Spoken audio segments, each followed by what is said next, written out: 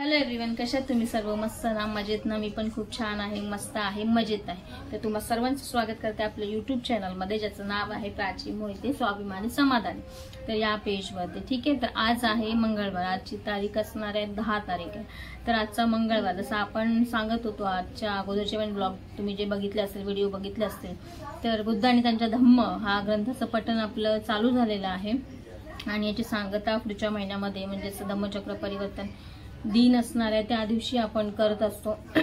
तर आजचा मंगळवार असणार आहे. तर तुम्हाला कळेलच कोणाचा आहे, काय आहे, कोणाला मान दिलेला आहे. तर आपण विहारामध्ये जाणार आहोत. ओके, तर चला भेटूया आपण तिकडेच. बाय.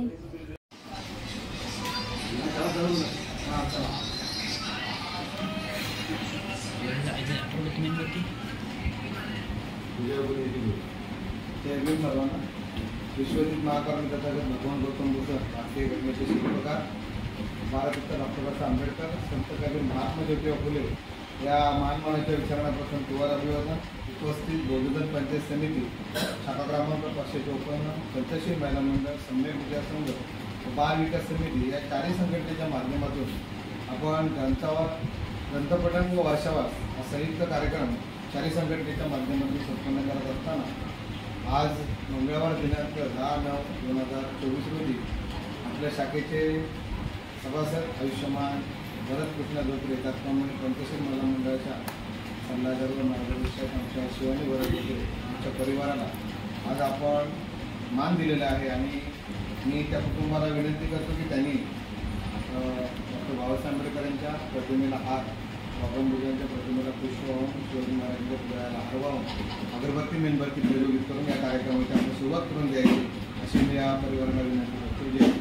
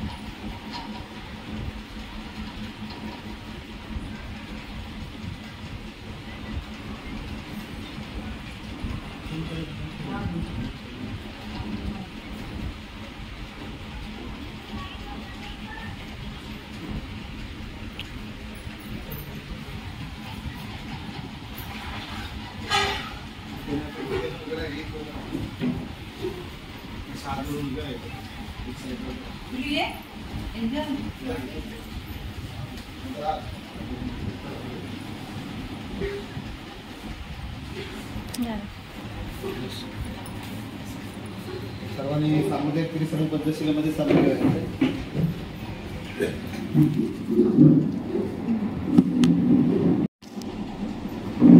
बुद्धं नमामि धम्मं नमामि संघं नमामि.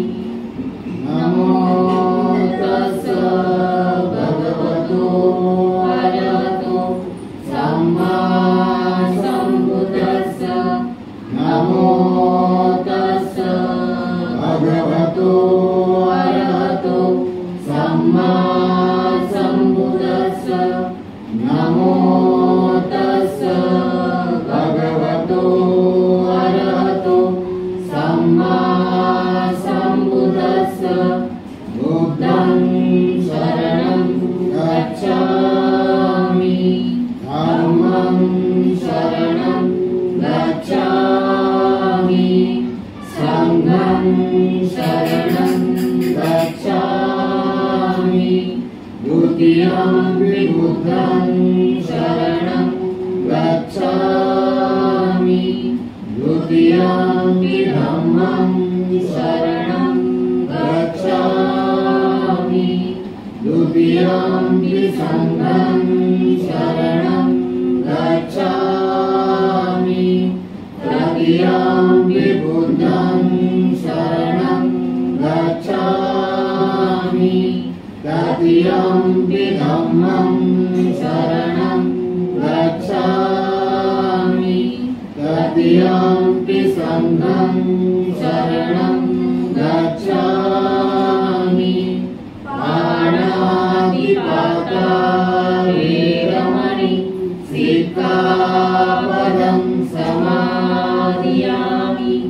आदिन्नदाना वेरमणि सिक्खापदं समादियामि.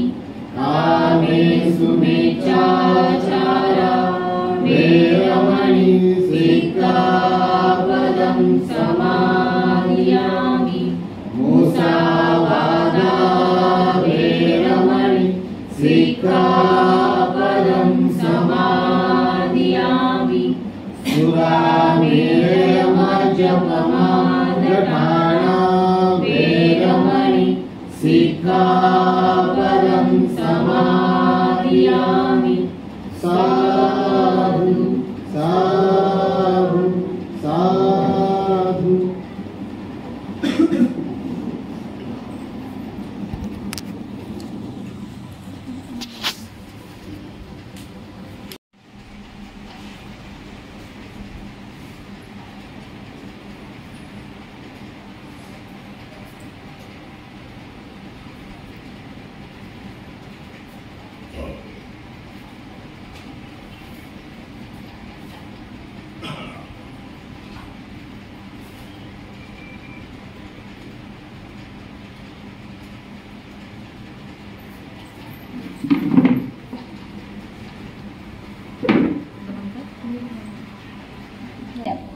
मग हे सर्व लोक आपापली कामे करीत राहतील आणि देशात उत्पात होणार नाही. राज्याचा अधिकार होऊ लागेल आणि देश सुखाने शांती अनुभवू लागेल आणि जनता एकमेकांवर संतुष्ट राहून आपली मुले कडे खांद्यावर घेऊन नाचतील आणि आपल्या घराची दारे उघडी ठेवून निर्धास्त व्हावे. तेव्हा राजा महाविजेता या आपल्या पुरोहिताचा सल्ला मानून त्याप्रमाणे केले आणि लोक आपापल्या कामात मग्न झाले आणि देशात उत्पात करण्याचे त्याने सोडून दिले. राजांचा कारभार वाढत राहिला. देश सुख शांती अनुभव लाभला आणि जनता एकमेकांवर संतुष्ट होऊन सुखी झाली. आपली मुले कडे खांद्यावर घेऊन नाचू लागली आणि दरवाजे उघडे ठेवून वावरू लागली. जेव्हा सर्व उत्पात शांत झाला तेव्हा राजा महाविजेताने आपल्या पुरोहिताला बोलावले आणि म्हटले की सर्व उत्पात शांत झाला आहे. देश खुशालीत आहे. मला आता महायज्ञ करायचा आहे. तेव्हा माझे दीर्घकालीन कल्याण साधेल असा महायज्ञ कसा करावा हे आपण मला सांगावे. पुरोहिताने राजाला उत्तर दिले की राजा, आपल्या राज्यात जे जे मांडलिक क्षत्रिय असतील त्याचप्रमाणे राज्यात जे जे मंत्री अधिकारी आणि प्रतिष्ठित ब्राह्मण असतील त्याचप्रमाणे जे जे संपन्न गृहस्थ असतील त्या सर्वांना आमंत्रणे पाठवून कळवावे की मी एक महायज्ञ करू इच्छितो, तेव्हा माझे हित आणि कल्याण जो दीर्घकाळ राखू शकेल अशा त्या महायज्ञास अनुमती द्यावी. हे ब्राह्मण कुटदंता, त्या राजाने आपल्या पुरोहिताचा सल्ला मानला आणि त्याने सांगितल्याप्रमाणे केले. क्षत्रिय, मंत्री, ब्राह्मण आणि गृहस्थ या सर्वांनी असे उत्तर पाठवले की महाराज, आपण यज्ञ करावा. यज्ञाला हीच तर वेळ योग्य आहे. राजा विजेता हा सुज्ञ आणि गुणसंपन्न होता. त्याचा पुरोहितकी तितकाच सुज्ञ आणि गुणसंपन्न होता. ब्राह्मण हो, तो यज्ञ सुरू करण्यापूर्वी त्या पुरोहिताने त्या यज्ञासाठी काय करावे लागणार होते हे राजाला स्पष्ट करून सांगितले. तो पुरोहित बोलला, महाराज, यज्ञाचा प्रारंभ करण्यापूर्वी किंवा महायज्ञात आहुती देत असताना किंवा त्यानंतर जर महाराजांना अनुताप वाटू लागला की अरे रे, मी माझ्या संपत्तीचा केवढा मोठा भाग या यज्ञात खर्च केला, तर ते योग्य होणार नाही. महाराजांनी असला विचार मनात येऊ देता कामा नये. हे ब्राह्मणो, त्या पुरोहिताने यज्ञाचा प्रारंभ होण्यापूर्वी यज्ञात भाग घेणाऱ्या लोकांच्या पुढे महायज्ञानंतर मनस्ताप होऊ नये यासाठी राजाला उद्देशून म्हटले.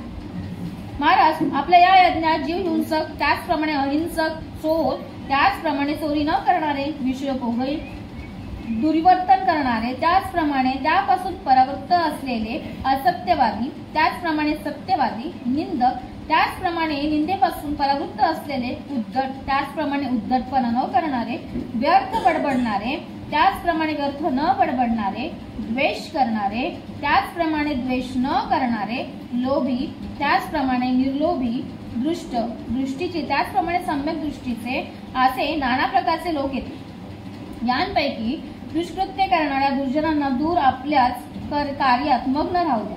परंतु जे सत्कृत्य करणारे असतील त्यांच्यासाठी सर्व विधी महाराजांनी करावे, त्यांना संतुष्ट राखावे. त्यांच्यात संतोषाने महाराजांना शांती लाभणार आहे. आणि ब्राह्मण हो, त्या यज्ञात बैलांचे बळी दिले गेले नाहीत, बकऱ्यांची, कोंबड्यांची, पुष्ट डुकरांची किंबहुना कोणत्याही सजीव प्राण्याची हिंसा करण्यात आली नाही. यज्ञयुपासाठी झाडे तोडण्यात आली नाहीत. यज्ञभूमीवर पसरण्यासाठी दर्भाची कापणी झाली नाही. जे दास, दूत आणि कर्मचारी या यज्ञातील कार्यासाठी नेमले होते त्यांना काम करायला लावण्यासाठी काठी वापरली गेली नाही की बळ दाखवले गेले नाही. आपले काम करताना त्यांच्या डोळ्यातून अश्रू उघडले नाहीत. ज्याला काम करावेसे वाटले त्याने ते काम केले आणि ज्याला वाटले नाही त्याने ते काम केले नाही. ज्याला जे योग्य वाटेल ते त्याने काम केले, ज्यांना जे योग्य वाटले नाही ते त्याने काम केले नाही. केवळ तूप, तेल, लोणी, दूध, मध आणि साखर यांच्यात आहुतीचे तो योग्य तडीस गेला. जर तुम्हाला यज्ञ करावायचा असेल तर त्या राजा विजेत्यासारख्या यज्ञ करा, अन्यथा यज्ञ व्यर्थ आहे. प्राण्यांचे बळी देणे हे निर्दयता आहे. यज्ञ हा धर्माचा भाग होऊ शकत नाही आणि जो धर्म जीव हिंसेने तुम्हाला स्वर्ग प्राप्ती मिळवून देईल म्हणतो तो धर्म हीन धर्म आहे. कुटदंताने भगवंतांना म्हणजे भगवान बुद्धांना प्रश्न केला, गौतमा, जीव हिंसेपेक्षा अधिक फळ देणारा, अधिक लाभदायक असा दुसरा काही यज्ञाचा प्रकार आहे का? तर होय ब्राह्मणा, आहे. आता तो यज्ञ कोणता? तर तो यज्ञ म्हणजे श्रद्धाशील अंतकरणाने हिंसा, स्तोम आणि कामपूर्तीसाठी मिथ्याचार, असत्य भाषण आणि वेसावधीचे मूळ म्हणजे ते उत्तेजक मद्याचे पान यांपासून परावृत्त होण्याची प्रतिज्ञा करणे हा तो यज्ञ आहे. उदार दान, निरंतर दान, गृहदान आणि उपदेशग्रहण या सर्वांहूनही तो श्रेष्ठ प्रकारचा यज्ञ आहे. गौतमाने असे भाषण केल्यानंतर कुटदंत ब्राह्मण तथागतांना म्हणाला, श्रमण गौतमा, तुझे शब्द सर्वश्रेष्ठ आहे. उज्जैन नावाचा ब्राह्मण तथागतांना म्हणाला, गौतमा, यज्ञ स्तुत्य समजतात का? तर नाही ब्राह्मणा, मी यज्ञाची स्तुती करीत नसतो, तर तरी सुद्धा कुठल्याच यज्ञाबद्दल चांगले म्हणत नाही असे नाही. तर ब्राह्मणा, ज्या ज्या यज्ञामध्ये गोवध करतात, बकऱ्या आणि मेंढरांची कत्तल उडते, कोंबड्यांची आणि डुकरे कापली जातात आणि विविध प्रकारच्या सजीव प्राण्यांचा नाश होतो, म्हणजे ज्या ज्या यज्ञात हिंसा घडते ते यज्ञ माझ्या मते स्तुतीस पात्रच नाही. मग असे का? तर ब्राह्मणा, कारण असल्या हिंसेपासून, हिंसक यज्ञापासून सज्जन अथवा सन्मार्गी मागी लोक दूर राहतात. परंतु हे ब्राह्मणा, ज्या यज्ञात गोवध होत नाही आणि सजीव प्राण्यांची हिंसा घडत नाही असल्या अहिंसक यज्ञाची मी स्तुती करतो. असले यज्ञ म्हणजे उदाहरणार्थ प्राचीन काळापासून रूढ असलेले दान, धर्म आणि कुटुंब परिवाराच्या हितासाठी केलेला त्याग. असे का? तर कारण हे की ब्राह्मण, सज्जन व सन्मार्गी लोक असल्या हिंसारहित यज्ञाच्या समीप जातात. 3. उदयन ब्राह्मणनेही उज्जयाने विचारलेल्या प्रश्नासारखेच प्रश्न तथागतांना विचारले. तो म्हणाला की श्रमण गौतमा, तुम्ही यज्ञाची स्तुती करता का? तर बुद्धाने उज्जयाला असे उत्तर दिले, तसेच त्यालाही दिले. भगवान बुद्ध म्हणाले की ऋतूत गेलेले योग यज्ञ ज्यात निर्दयता नाही अशा यज्ञाच्या जवळ ज्यांचे डोळ्यावरील इही लोकांचे आज्ञापटल नाहीसे झालेले आहेत असे सत्प्रवृत्त लोक जात असतात. ज्यांची जन्म मरणाची ये जा आता संपली आहे तेही या यज्ञाजवळ जातात. प्रज्ञावान आणि पुण्यशील माणसे सांगतात, यज्ञात अथवा श्रद्धायुक्त कर्मकृत्यात श्रद्धाशी अंतकरणाने आहुती दिली तर ते याजक पुण्य मार्ग चालू लागतात आणि अशा श्रेष्ठ मार्गमामी लोकांनी उदारपणे दिलेल्या आहुतीने देव संतुष्ट होतात. अशा आहुतीने विचारवान माणसे प्रज्ञावान बनतात आणि सर्व दुःखरहित होऊन आनंदमय जगात वावरू लागतात. काल्पनिक अनुमानावर आधारलेला धर्म हा धर्मच नव्हे. असे प्रश्न नेहमी विचारले जात. मी गतयुगात होतो का? मी गतयुगात नव्हतो का? मी तेव्हा काय होतो? मी काय होऊन काय झालो? मी भविष्य काळातही असे काय आणि मी भविष्य काळात नसेन काय? मी तेव्हा कोण असेल? मी तेव्हा कसा असेल? मी कोठून कोठे जाईल? अथवा कदाचित आज जो आपल्या स्वत्वासंबंधी साशंक होऊन विचारित असेल की मी आहे का? मी नाही का? मी आहे का? मी कसा आहे? माझे अस्तित्व कुठून आले आणि ते कोठे जाणार? तर विश्वासंबंधी विविध प्रश्न विचारले जात. त्या संबंधी त्यापैकी काही असे होते. विश्व कसे निर्माण झाले? ते चिरंतर आहे का? पहिल्या प्रश्नाच्या उत्तरादाखल काही असे म्हणत की विश्व ब्रह्माने निर्माण केले. दुसरे काही म्हणत ते प्रजापतीने निर्माण केले आहे. दुसऱ्या प्रश्नाचे उत्तर असे दिले जाईल की विश्व चिरंतन आहे. काही म्हणत ते शांत आहे तर काही म्हणत ते अनंत आहे. असल्या प्रश्नांना भगवान बुद्धांजवळ थारा नसे. मग त्यांच्या मते केवळ असले प्रश्न विकृत बुद्धीचेच लोक विचारू शकतात. कारण अशा प्रकारच्या प्रश्नांची उत्तरे देणाऱ्यांच्या ठिकाणी सर्वज्ञता असली पाहिजे आणि ती कोणाच्याही ठिकाणी नाही. तो म्हणत असे की या प्रश्नांची उत्तरे देण्या इतका मी सर्वज्ञ नाही. जे काही जाणण्याजोगे आहे ते आपण सर्व जाणतो असे कोणीच म्हणू शकणार नाही किंवा एका विशिष्ट वेळी जी जाणण्याची आपण इच्छा करतो ते त्यावेळी आपण जाणलेले असतेच असे नाही. नेहमी काहीतरी अज्ञातच राहते. याच कारणास्तव भगवान बुद्धांनी आपल्या धर्मात वरील प्रश्नविषयक सिद्धांताला स्थान दिलेले नाही. जो धर्म आपल्या सिद्धांताला आपल्या धर्माचा एक भाग समजतो तो भगवान बुद्धांच्या मते स्वीकारार्ह नाही. भगवान बुद्धांच्या समकालीन आचार्यांनी ज्या सिद्धांतांना आपल्या धर्माचे आधार बनवले होते ते आत्मा आणि विश्वोत्पत्ती या संबंधीचे होते आणि आत्म्यासंबंधी ते काही प्रश्न विचारित ते असे. मी गतयुगात होतो का? मी गतयुगात नव्हतो का? मी तेव्हा काय होतो आणि मी काय होऊन झालो आहे? मी भविष्य काळातही असेन का? मी भविष्य काळात नसेन का?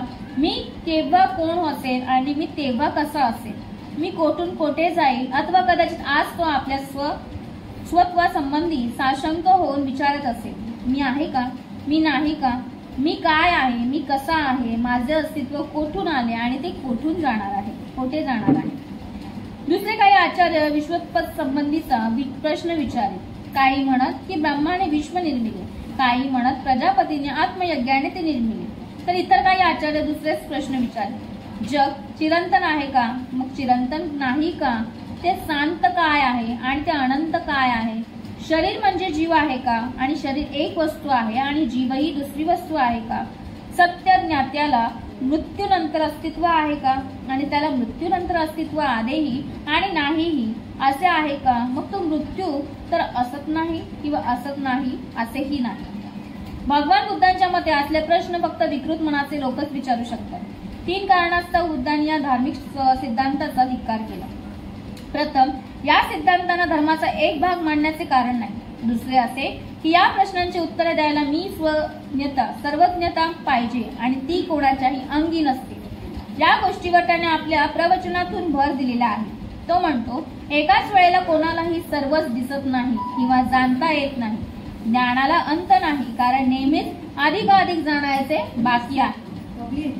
भगवान बुद्धांचा या सिद्धांतावरील तिसरा आक्षेप म्हणजे हे सर्व सिद्धांत केवळ काल्पनिक अनुमानाच्याच रूपाचे आहेत. त्यांची कधीच कसोटी केलेली नसते आणि त्यांना कधीही कसोटी लावता येत नाही. निर्बंध कल्पनेचे ते परिणाम आहेत आणि त्यांच्या मागे वास्तवता अशी काहीच नाही. शिवाय या काल्पनिक अनुमानांचा माणसांच्या संबंधात काय उपयोग आहे? अर्थात काहीच नाही. जगाची निर्मिती एकदम झाली आहे यावर भगवान बुद्धांचा विश्वास नव्हता. जगाची उत्क्रांती झाली आहे असे तो मानित असे. 7. धर्मग्रंथांचे केवळ पठण म्हणजे धर्म नव्हे, तर ब्राह्मण विद्येवर भर देत असत. त्यांच्या मते विद्या हाच प्रारंभ, विद्या हाच अंत आणि विद्ये व्यतिरिक्त दुसऱ्या गोष्टींचा विचार त्यांच्या मते अनावश्यक होता. उलट पक्षी भगवान बुद्ध सर्वांना शिक्षण असावे या मताचे होते. मनुष्य आपल्या विद्येचा उपयोग कसा करतो यालाच तो केवळ विद्येपेक्षा अधिक महत्त्व देतो आणि म्हणूनच जो विद्वान आहे त्याच्या ठिकाणी शीलही असले पाहिजे, कारण शीलरहित विद्या नाशकारक आहे. विद्या आणि शील यांपैकी शीलाचे महत्त्व कसे अधिक आहे हे भगवान बुद्धांनी भिक्खू पटिसेनाला जे सांगितले त्यावरून स्पष्ट होते. प्राचीन काळी जेव्हा भगवान बुद्ध श्रावस्तीत राहत होते त्यावेळी तेथे स्वभावाने तिरसट आणि मठ्ठ, ज्याला एकही गाथा कधी पाठ करता आली नाही असा पटिसेन नावाचा म्हातारा भिक्खू होता. म्हणून भगवान बुद्धाने 500 अमरतांना पटिसेनाला प्रतिदिनी शिक्षण द्यावे अशी आज्ञा केली. परंतु 3 वर्षानंतरही पटिसेनाला एकही गाथा पाठ म्हणता येईल. जेव्हा जनपदातील सर्व भिक्खू भिक्खुनी, उपासक आणि उपासिका हे पटिसेनाचे हे अज्ञान पाहून त्याचा उपहास करू लागले, भगवान बुद्धांना त्यांची दया आली. त्याने पटिसेनाला आपल्या जवळ बोलवले आणि सौम्यपणे त्यांच्या पुढील गाथा म्हटली. जो राखून बोलतो, विचारांचा संयम करतो, जो आपल्या देहाने दुसऱ्याला उपद्रव करीत नाही, असा मनुष्य निब्बाण मिळू शकतो. तथागतांनी दाखवलेल्या या सद्भावनेने प्रेरित झाल्यामुळे त्यांचे अंतःकरण प्रफुल्ल झाले आणि त्याने ती गाथा पाठ म्हणून दाखवली. तेव्हा भगवान बुद्धाने पुन्हा त्यास उद्देशून म्हटले की वृद्ध मनुष्या, आता तुला फक्त एकच गाथा पाठ म्हणता येते. हे जेव्हा लोकांना कळेल तेव्हा तुझा उपहास करू लागतील, म्हणून मी तुला त्या गाथेचा अर्थ समजावून सांगतो आणि तू तो नीट कान देऊ नये. नंतर भगवान बुद्धाने त्याला 3 कायिक अकुशल कर्मे, 4 मौखिक अकुशल कर्मे आणि 3 मानसिक अकुशल कर्मे ज्यांच्या विनाशाने माणसाला निब्बाण साधता येते ती सांगितली. बुद्धांनी केलेल्या विवेचनाचा अर्थ त्या भिक्खूला समजला आणि लवकरच त्यांना अहर्तपद प्राप्त झाले. या सुमारास एका विहारात 500 भिक्खुनी राहत होत्या. त्यांनी आपल्यापैकी एकीला भगवान बुद्धांकडे पाठवून तिच्या मार्फत बुद्धांना एक धर्मोपदेशक पाठवण्याची विनंती केली आणि ही विनंती ऐकून भगवान बुद्धांनी त्या म्हाताऱ्या पटिसेनाला त्यांच्याकडे पाठवण्याचे ठरवले. या व्यवस्थेची वार्ता त्या भिक्खुनींच्या कानी येताच त्या सर्व हसू लागल्या आणि म्हाताऱ्या भिक्खू समोर गाथांचे पठण उलटे म्हणजे शेवटच्या अक्षरापासून करून त्यांनी त्याला गोंधळात टाकण्याचे आणि लज्जित करण्याचे ठरवले. नंतर दुसऱ्या दिवशी सकाळी सर्व लहान थोर भिक्खुनी पटिसेन येताच त्याला नमस्कार करण्यासाठी पुढे गेल्या. नमस्कार करीत असता त्या एकमेकींकडे पाहून मिसकिलपणे हसत होत्या. खाली बसल्यावर त्यांनी त्या भिक्खूंपुढे अन्न ठेवले. पटिसेनाने भोजन करून हात आणि तोंड धुतल्यावर त्या भिक्खुनींना त्यांना प्रवचनाला प्रारंभ करण्याची विनंती केली. तेव्हा तो वृद्ध भिक्खू व्यासपीठावर जाऊन बसला आणि म्हणाला, भगिनींनो, माझी बुद्धी अल्प आहे, माझे शिक्षण अल्प आहे आणि मला फक्त एकच गाथा येते. ती म्हणून दाखवून तिचा अर्थ मी तुम्हाला सांगेन. सावधान चित्ताने ऐका आणि त्याचा अर्थ समजावून द्या. तेव्हा भिक्खुनीने ही गाथा शेवटच्या अक्षरापासून उलटे म्हणण्याचा प्रयत्न केला, परंतु आश्चर्य हे की त्यांना तोंड सुद्धा उघडता येईना. लज्जित होऊन दुःखाने त्यांनी आपल्या माना खाली घातल्या.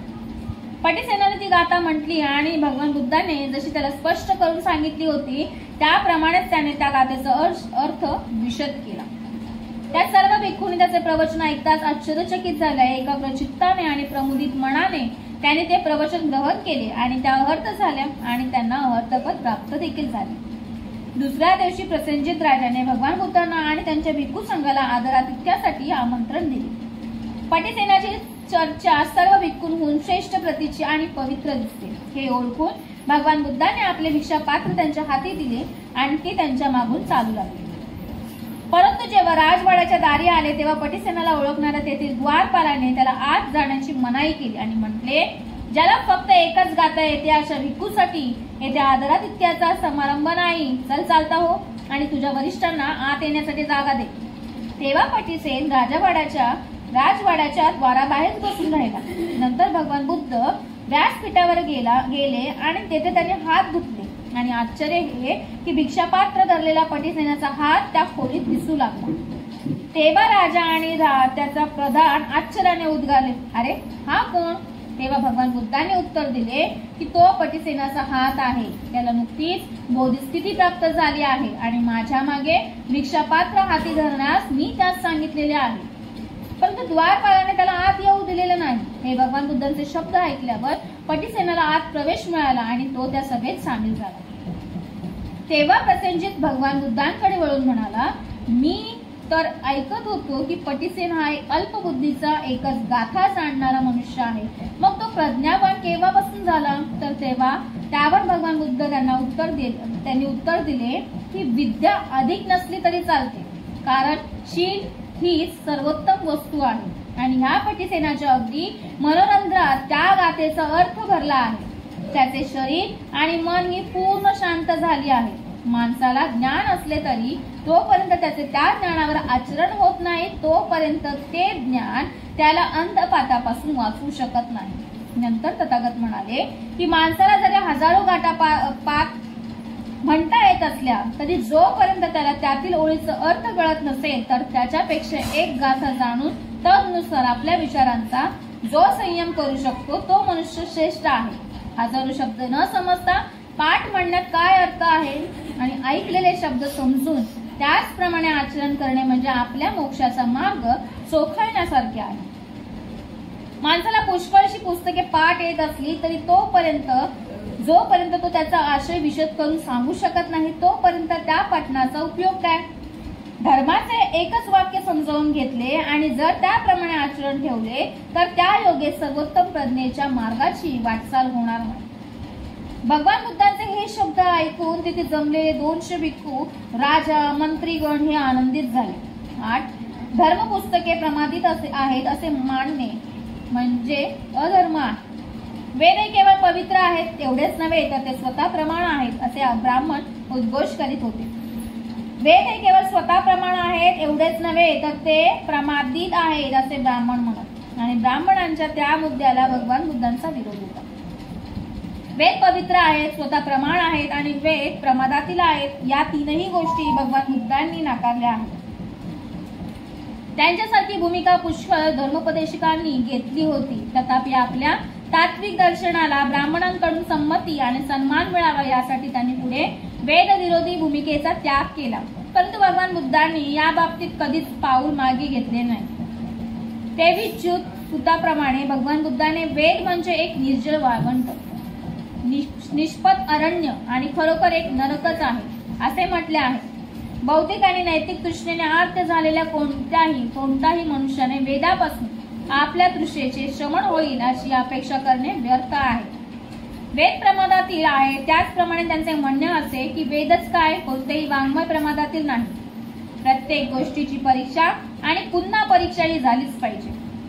कालांतांच्या पुढे आपले झालेल्या प्रवचनात भगवान बुद्धाने हे मत स्पष्ट केलेले आहे. एकदा एका मोठ्या भिक्खू संघासमवेत कोसल जनपदातून जात असताना भगवान बुद्ध कालामांच्या केसपुत्त या नगरात आले आणि जेव्हा कालामाला भगवान बुद्धांच्या आगमनाची वार्ता मिळाली तेव्हा ते तथागतांजवळ गेले आणि त्यांच्या बाजूला बसून त्या केसपुत्त गावच्या कालामांनी तथागतांना उद्देशून म्हणते, भगवान, केसपुत्त गावी येणारे काही श्रमण ब्राह्मण आपापली मते मांडतात आणि ती सर्वश्रेष्ठ आहे असा दावा सांगतात. ते दुसऱ्यांच्या मताचे खंडन करतात. त्यांचे मत हे मत आहे आणि त्यांची संभावना करतात. मग त्याप्रमाणे दुसऱ्याचेही श्रमण ब्राह्मण केसपुत्ताला येतात. मग आपापल्या धर्मसमजुतीचे प्रवचन करतात, त्यांचा महिमा गातात. परंतु त्याचबरोबर ते दुसऱ्यांच्या धर्मसमजुतीचे खंडन आणि निर्भसन करतात. आणि म्हणून भगवान त्या श्रमण ब्राह्मणांपैकी कोणाचे सत्य मानावयाचे व कोणाचे असत्य मानावयाचे हे आम्हाला समजत नाही. त्यामुळे आमचे मत अनिश्चित आणि शंकाधीन झाले आहे. तथागताने उत्तर दिले, तुमच्या मनात अनिश्चितता आणि शंका उद्भवली याला योग्य कारण झाले आहे आणि ती अनिश्चितती आणि शंका खरोखर तुमच्या मनात योग्य वेळीच उत्पन्न झाली आहे. भगवान पुढे म्हणाले, हे कालामांनो, तुम्ही जे केवळ ऐकता त्यावर विश्वास ठेवू नका, तर जे केवळ पुष्कळ लोक सांगतात म्हणून त्यावर विश्वास ठेवू नका. जे केवळ धर्मपुस्तकात लिहिलेले आहे म्हणून त्यावर विश्वास ठेवू नका. जे केवळ तर्कशास्त्रानुसार आहे म्हणून ते मानू नका. जे केवळ न्यायशास्त्रानुसार आहे ते मानू नका. जे केवळ सदृश्यनी पटण्यासारखे आहे असे त्यावर विश्वास ठेवू नका. ज्या समजुती आणि मते अनुकूल वाटतात म्हणून त्यांच्यावर विश्वास ठेवू नका. जे केवळ बाह्यकारी खऱ्यासारखे दिसते हे केवळ बाह्यकारी सत्य म्हणून त्यावर विश्वास ठेवू नका.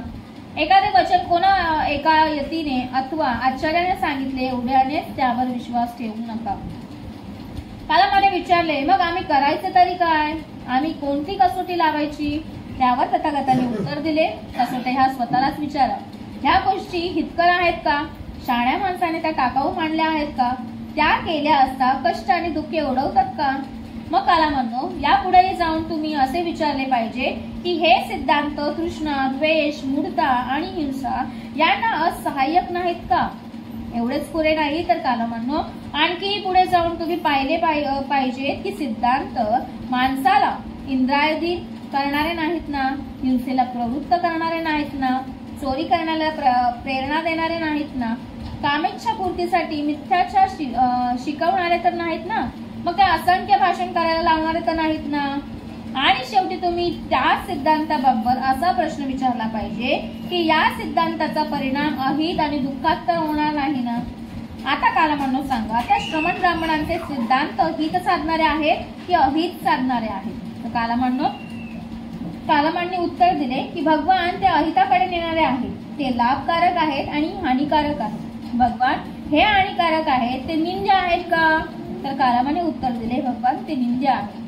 शाण्या माणसाने ते मान्य आहेत की त्यांच्या मध्ये निषिद्ध आहेत? तर शाणी माणसे त्यांना टाकाऊ समजतात. त्यांचा आचार केला असता त्यांचे पर्यवसान कष्टात आणि दुःखात होते का? तर होय भगवान, त्यांचे पर्यवसान कष्टात आणि दुःखातच होते. जे धर्मग्रंथ असले सिद्धांत शिकवतात ते तुमच्या मते स्वतः प्रणाम आणि प्रमादातील तरतात का?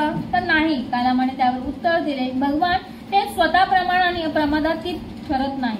आणि कालामांनो, मीही नेमके हेच म्हणतो आहे की मीही हेच म्हणालो आहे, जे केवळ ऐकीव आहे, परंपरागत आहे, ज्यात केवळ वादविवादाची कुशलता आहे किंवा तर्काची सूक्ष्मता आहे, तेवढ्यावरूनच त्यावर विश्वास ठेवू नका. जे केवळ वरवर पाहता विश्वसनीय वाटते म्हणून मानू नका. ज्या समजुती आणि दृष्टिकोन केवळ अनुकूल वाटतात म्हणून स्वीकारू नका. ते केवळ श्रमण ब्राह्मणांचे शब्द आहेत, त्यावर भाळून जाऊ नका. जेव्हा तुम्हाला आत्म अनुभवाने वाटेल की या गोष्टी अहितकारक, दोषार्थ, सुज्ञानी निश्चित ठरवलेल्या किंवा परिणामी कष्टात आणि दुःखात नेणाऱ्या आहेत, तेव्हा त्या गोष्टींचा तुम्ही त्याग केला पाहिजे. भगवान फार छान, फार छान. आम्ही भगवंताला आणि त्यांच्या धम्माला शरण आलो आहोत. आपले उपासक म्हणून भगवान आमचा स्वीकार करावा. आजपासून आमरण आम्ही भगवंतांना शरण आलो आहोत. भगवान बुद्धांच्या या विचारसरणीचा सारांश अगदी स्पष्ट आहे. कोणाची शिकवण ही अधिकारी आहे म्हणून स्वीकारू नका, तर ती धर्मग्रंथ निर्दिष्ट आहे, त्यात तर्काची सूक्ष्मता आहे, तिचे स्वरूप ग्राह्य रूप ग्राह्य आहे म्हणून ती मानू नका. उपदेशिलेने विचार आणि दृष्टिकोन अनुकूल वाटतात, ते बाहेरून सत्य स्वरूप दिसतात किंवा ते कोणा महान आचार्याचे आहेत म्हणून त्यावर विश्वास देखील ठेवू नका. उपदेशिले विचार आणि दृष्टिकोन हितकर आहेत की निंदनीय आहेत, हे सदोष आहेत की काय, हे कल्याणकारक आहेत की काय अकल्याणकारक आहेत यांचा विचार देखील करा. या कसोटीवर उतरणारा कोणाचाही उपदेश मान्य करावास प्रत्यवाय नाही.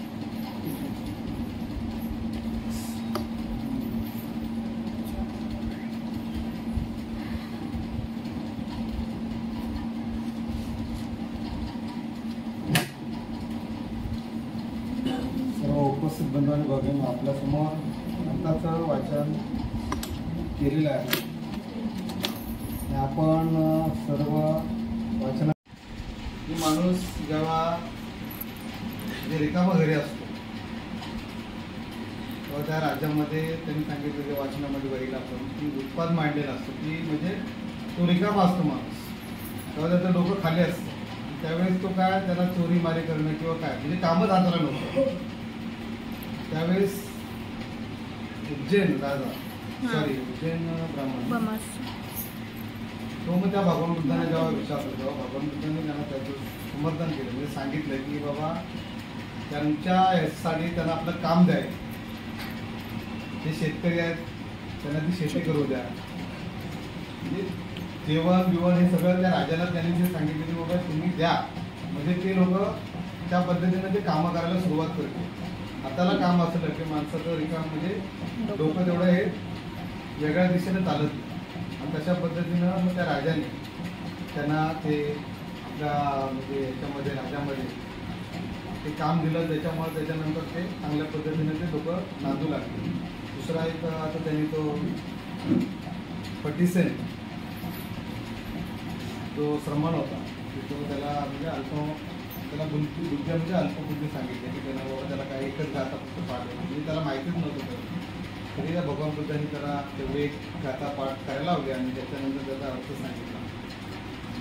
की आपण कुणालाही कमी लेखू नये. त्याच्यामधून त्यांना सांगण्याचा उद्देश असं आहे की ते आपण जर का त्या पद्धतीनं राहिलो त्या पद्धतीनं म्हणजे तो शेवटी पटिकच आहे. आपण त्या गाथेमध्ये पण त्याचं नाव आहे जे ज्या याच्यामध्ये त्यांनी भगवान बुद्धांनी ज्यांना आपण मार्गदर्शन केलेलं आहे तेवढे ते सगळे चांगल्या पद्धतीने वाढलेले आहेत. त्यानंतर वेदांमध्ये वेद म्हणजे आपल्या याच्यामध्ये वापरतात. इतर धर्मामध्ये वेदांना जास्त महत्त्व दिलेलं पण भगवान बुद्धांनी त्याचं खंडन केलेलं. अशा पद्धतीनं आपल्यासमोर ज्याचं वाचन केलेलं आहे. जर सविस्तर माहिती जर कोणाला द्यायची असेल तर आपल्याकडे जरा वेळ आहे तर त्याच्या बाबतीत जर आपण चर्चा केली तर बरं. दुसरं कोण बोलणार असेल जरा जर काय त्याच्याबद्दल थोडीफार माहिती असेल तर आपण देऊ शकतो.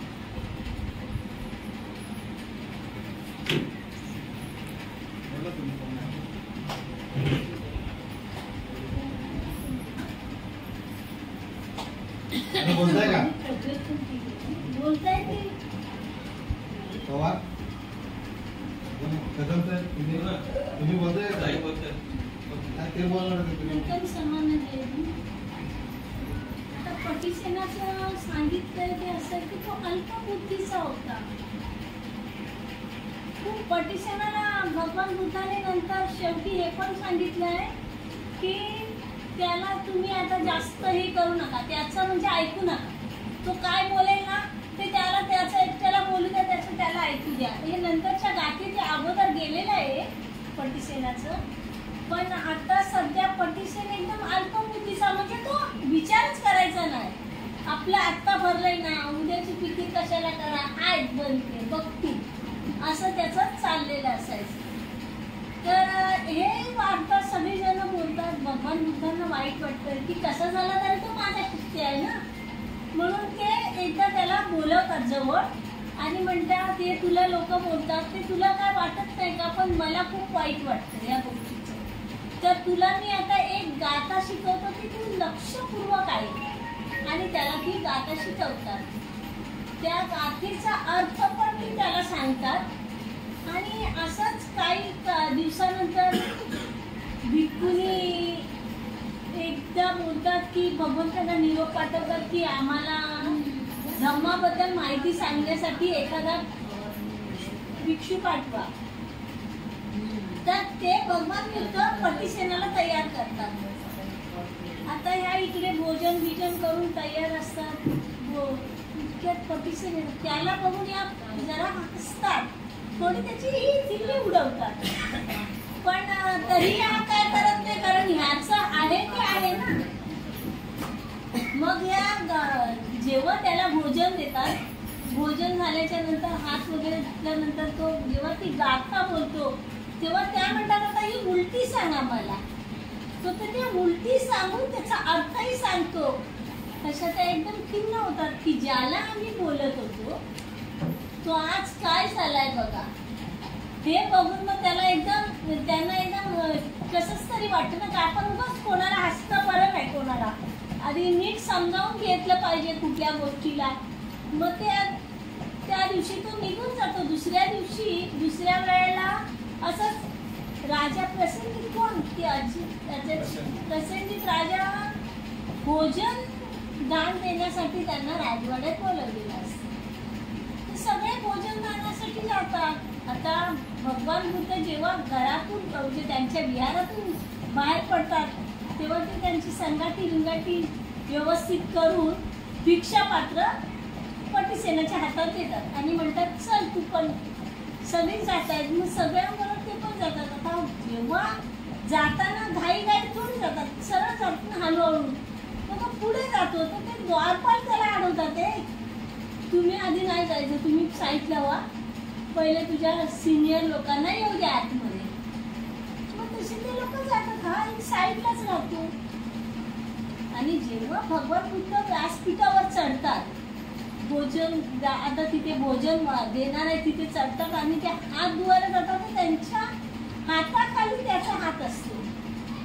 ते बघून राजा, ब्राह्मण, मंत्रीगण जेवढे होते ते एकदम आश्चर्य करतात की हा हात कोणाचा. तेव्हा ते म्हणतात, भगवान बुद्ध म्हणतात हा पटीसेनाचा हात आहे. राजा एकदम चकित होतो, म्हणजे याला एकच गाता येते, म्हणतात हा अल्पबुद्धीचा आणि याचा हात इथे दिसला म्हणजे हा अहंत झालेला आहे. मग राजा त्याला बोलवायला पाठवतात आणि त्याला घेऊन मग आतमध्ये येतात, सगळे भोजन वगैरे करतात. अशी ही पटीसेनाची गोष्ट आहे. पटीसेन नंतर मग अहंत झालेला समजला तेव्हा त्यांना प्रसंगिताने विचारलं की असं कसं झालं. तेव्हा भगवंतांनी त्याला समजावून सांगितलं की अशाला असं झाल्यामुळे तो आता अहंत झालाय, त्यामुळे त्याला आता कोणी हसू शकत नाही. एक गाथा पण तो पूर्ण आणि मस्त छान समजावून सांगतो. आणि नंतर मग काय ते वेदांचं आहे ना, वेदात ते तर आपल्यामध्ये मानतच नाही. भगवान बुद्धांनी त्याचा खंडनच केलंय. नंतर भगवान बुद्धाने सांगितलं आहे की पुस्तकं वाचून नुसते वाचून त्याचं हे करू नका, त्याचा काहीतरी आतमध्ये आत्मसात करा. आणि मी सांगतो म्हणून करू नका, किंवा इतर कोण सांगतो म्हणून करू नका, किंवा तुमच्या पूर्वजांनी सांगितलं म्हणून करू नका. तर स्वतःच्या मनाला पटेल तेच करा, नाहीतर ते करू नका. बघा नीट, वाचा नीट, आणि नंतर मग त्याचा अनुभव घेऊन मग ती गोष्ट खरी आहे की खोटी आहे याची ठीक आहे एवढं बोलून मी इथेच सांगते.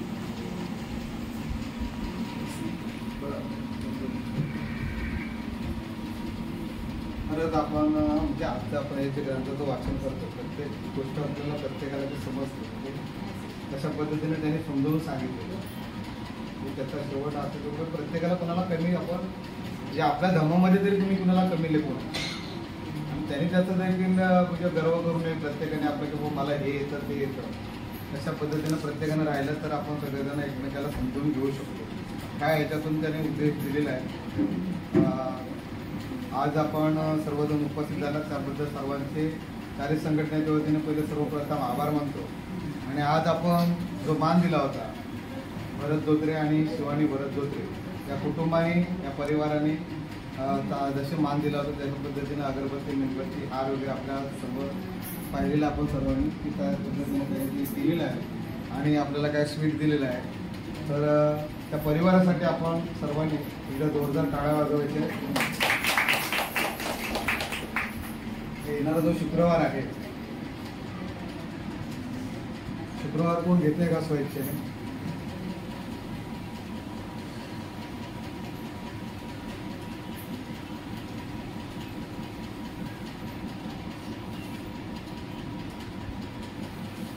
जर आपण तुला जर घ्यायचं असेल तर आपण नंतर देखील कळवू शकता, नाही तर मग आपण ज्याच्या पद्धतीने ठरवलं त्या पद्धतीने करू. तर आपण सर्वजण या कार्यक्रमासाठी आलात, सर्वांचा आभार मानतो आणि आपण सरण्याचे घेऊन हा कार्यक्रम शेवटी संपवायचा.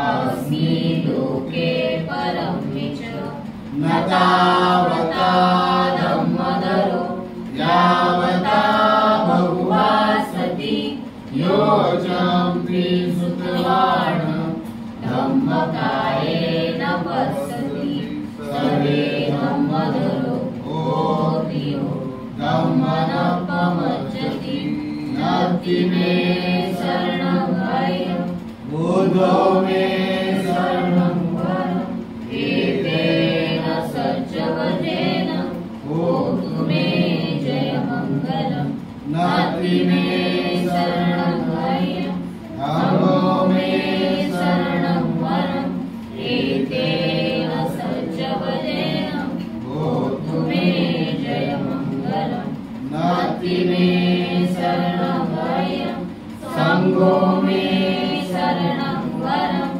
एकेन सज्जवदेन होतु मे जयमङ्गलम्.